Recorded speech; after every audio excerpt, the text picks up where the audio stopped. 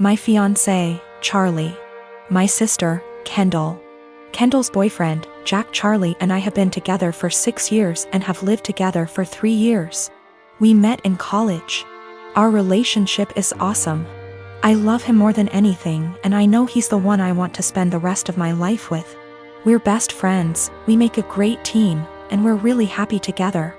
So no problems there. Kendall and I have always been close. We've had normal sisterly arguments and whatnot, but I love her and she's family. I don't really know Jack that well, but he seemed like a nice guy, which obviously isn't the case, and we've all gotten along until now. Kendall and Jack have been together for 2 years. Their relationship is rocky. Kendall has called me countless times because of fights, breakups, and drama. I've always been her shoulder to cry on, and I've supported her through everything as best I can. She has gotten jealous of my relationship with Charlie, saying things like she wishes she could have a perfect relationship like ours, and she wishes she could have that connection with Jack. Recently, within the last 2 months, she started saying things like, I should just steal Charlie from you, and I wish Jack was more like Charlie. I think Charlie and I would be a great match. She started flirting with Charlie, which made him super uncomfortable, and overstepped boundaries. I was uncomfortable and upset with her behavior. We had a serious talk and she broke down. She told me she was going through a rough patch with Jack and wasn't handling it well. She apologized to me and to Charlie, and told me she knew what she did was wrong, it wouldn't happen again, etc. Charlie and I talked about it and we decided to forgive her. At the time of the incident, Jack and Kendall were still going through a rough patch. 2 weeks ago, Charlie invited close friends and family to dinner. This included Jack and Kendall. It was at the restaurant Charlie and I had our first date, down to the exact table we sat at. We had talked about marriage at great length, so I had a feeling. Lo and behold, Charlie proposed to me. It was perfect. I was so happy. I cried like a baby. Our family and friends congratulated us. Kendall seemed super excited. She gushed about how cute it was, started talking about the wedding, and hugged us both. The only person who didn't seem happy for us was Jack. He told Kendall that he wanted to go home and they left early. Fast forward a few days. Kendall texted me and she was pissed. She called me a traitor and a disgusting. I asked her why she was upset. She claimed I was trying to ruin her relationship and then stopped replying to my texts. I texted Jack and asked him WTF was going on. He told me that he was planning to propose to Kendall at dinner. At first, I felt bad because maybe he had planned something beforehand and maybe it was just a huge misunderstanding. But apparently, Jack wasn't even planning to propose to Kendall until we got to the restaurant. He saw how nice the restaurant was, our friends and family were there, and decided, hey, this is perfect. He thought it would help them out of their rough patch, which is a horrible idea because marriage doesn't magically fix relationships.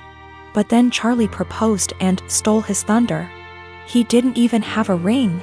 Charlie had been planning that proposal for months.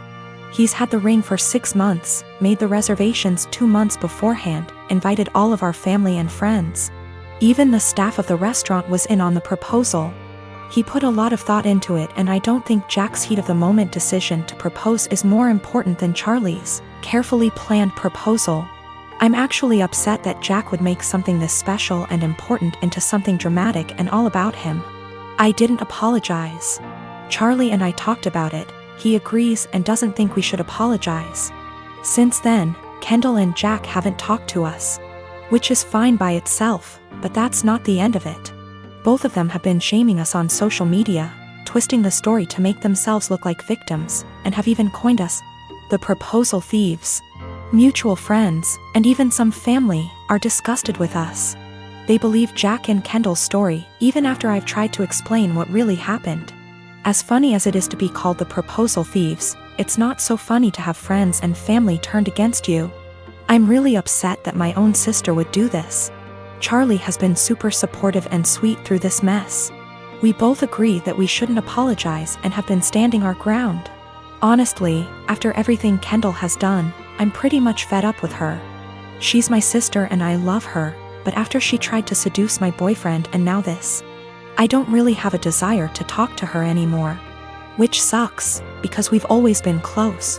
I think Jack has turned her into this horrible, self-absorbed person, and it's just...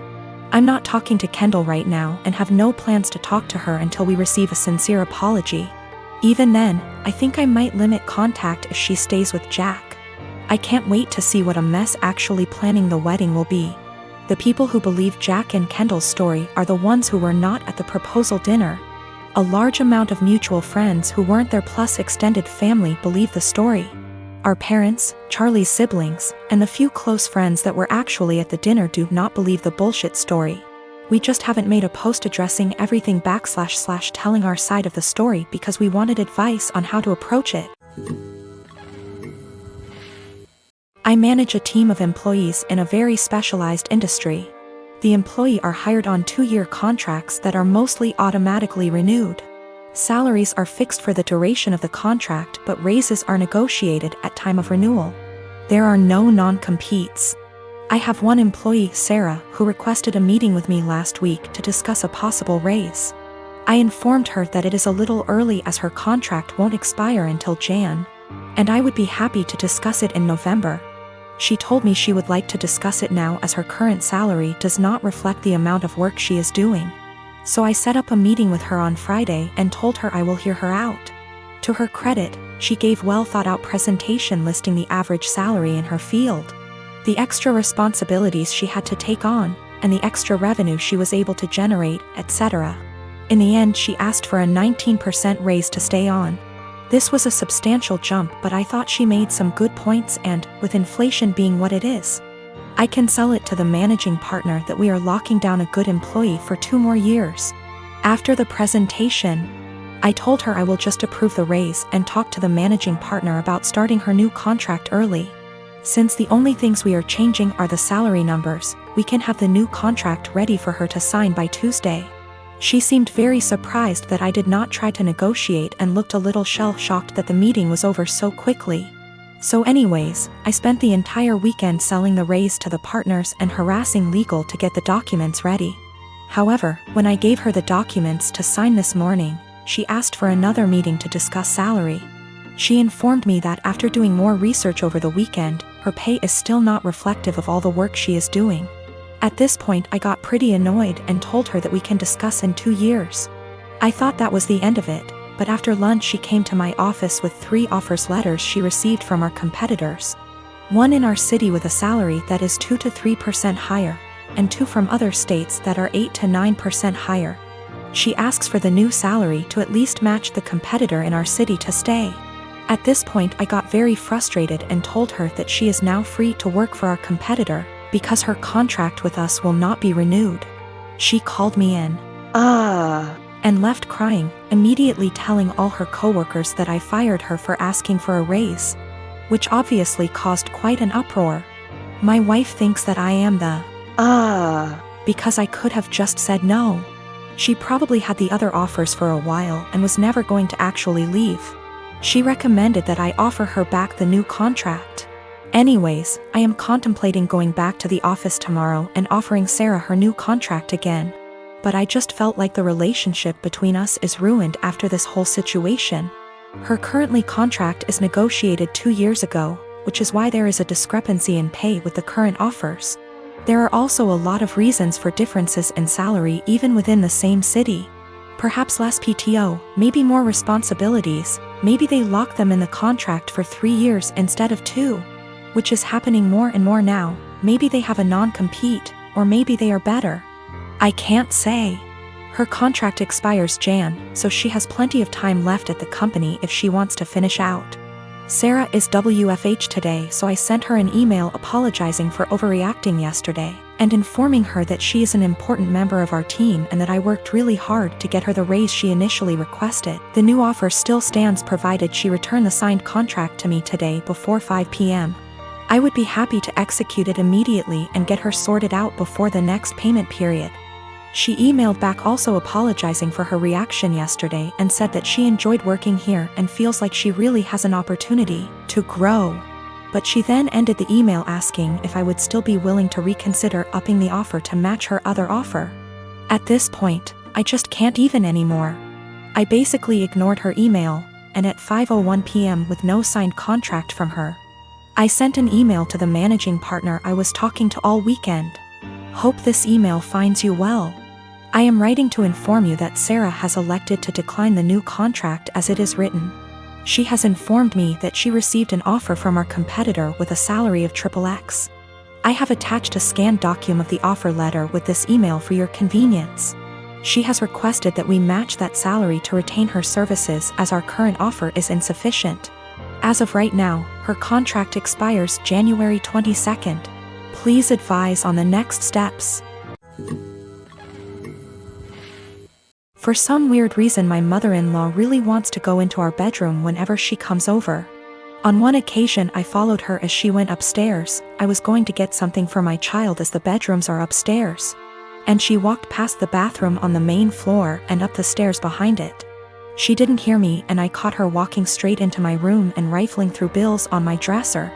She denied snooping, even though I'd just watched her do it, and said she was just going to use our bathroom because she couldn't find the other ones. She walked right past the one on the main floor and another one in the upstairs hallway to go into our bedroom. Since that happened, I installed an exterior doorknob that requires a key on our bedroom door and one on the door to our office / spare bedroom. However, she's still always forgetting where the bathroom is and trying the bedroom and office door. This really ticks me off. My husband says that I just get annoyed at this because everything she does drives me crazy, and since we've put locks on the rooms we don't want her in, there isn't really a problem anymore. Well, over the holidays we had my in-laws over for dinner, and before they came I was searching for the bedroom keys. We hadn't used them in a while since we only lock the doors when mother-in-law comes over. My husband told me we didn't need to lock the doors since she wouldn't try to get into the rooms, and I insisted that she would because she loves to snoop. We went back and forth and decided to cover the doorknobs in superfine glitter to see if she tried them. I did this once before when husband didn't believe me about the snooping to prove she'd been in the rooms. Last time she ignored the glitter and we didn't say anything about it, but then my husband couldn't deny that she'd tried to snoop. So this time I covered the knobs in glitter and for the office went a touch further and rigged a little folder of glitter over the door to the office before the in-laws came over. I left it one side unlocked, French doors, and it was set so if you walked in the room you would get covered in glitter.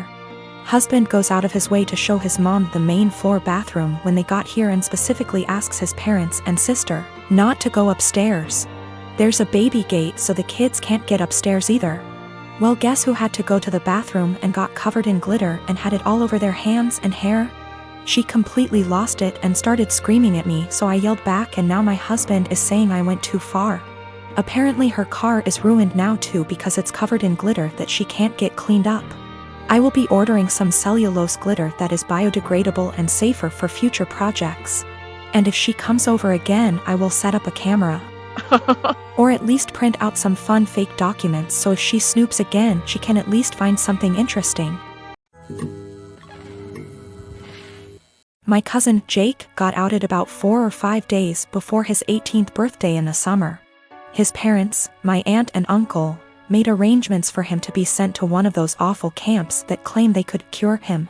A kid in his community was forced to go and came back and was clearly not well, so Jake didn't want to go. Jake ran away from home and jumped from one family house to another. His folks didn't file a missing person report because they didn't want to look bad to their neighbors. They just told them that he went to that camp willingly. He disappeared in the middle of October and turned up in my city a week later. After making sure he was safe to bring home, my wife and I allowed him to stay. He didn't want me to tell the rest of the family for a while, because those people at the camp keep showing up to take him. I made sure to talk to a lawyer, who assured Jake that they cannot take him. 3 days ago, he told his parents he was here.